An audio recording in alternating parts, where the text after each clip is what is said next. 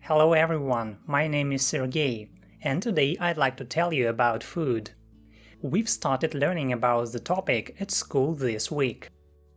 What I already know is that all food consists of macronutrients, things like carbohydrates or carbs, protein and fat, and micronutrients, which are vitamins and minerals. The proportions vary depending on the kind of food it is. Different foods contain different combinations of nutrients. Let's look at an egg, for example. It includes around 6 grams of protein, 5 grams of fat, and 0.5 grams of carbs. What about micronutrients? Eggs are rich in phosphorus, calcium, and a variety of vitamins A, E, D, B2, B5, B12, and others. One of the best things we can do for our bodies is enjoy a mixed diet with a multitude of different foods. It is the smartest way to make sure we get the nutrients we need.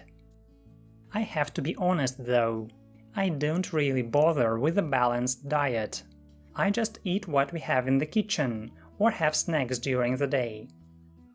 Yesterday, for instance, I went on a long hike with my friends, and I was super hungry when I finally got home. When I saw what my mother had made for dinner, my mouth started watering and I wasted no time digging in. I had a bowl of soup, 2 big helpings of mashed potatoes with sausages, and tea with a couple of cookies. I must admit that the cookies were more than I needed. I definitely overate. My sister Tanya, on the other hand, is a picky eater who tries hard to follow a healthy diet.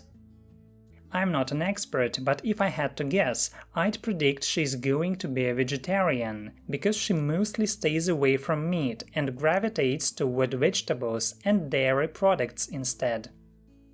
In fact, for the last few months, she's been on a low-carb diet, which means she's not eating any bread or pastry.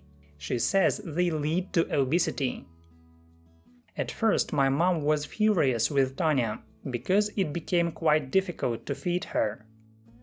Sometimes I just don't get my sister. She doesn't eat mom's signature dishes, pizza and pasta, which are so delicious.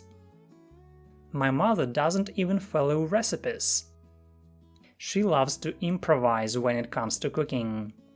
Even so, her dishes and the way she serves them are usually as good, if no better, than food in a restaurant. Speaking of my father, he has recently got a promotion at work, and tonight we are going to celebrate it at a Georgian restaurant. I've never been there, but Dad calls the cuisine one of his favorites. So tonight we are eating khachapuri, phali, and satsivi. These sound like Georgian specialities, don't they? I have no idea what they are like, but I already like the tasty names. I just wonder if my sister will eat any of it. To conclude, I would say that food is a basic human need to stay alive.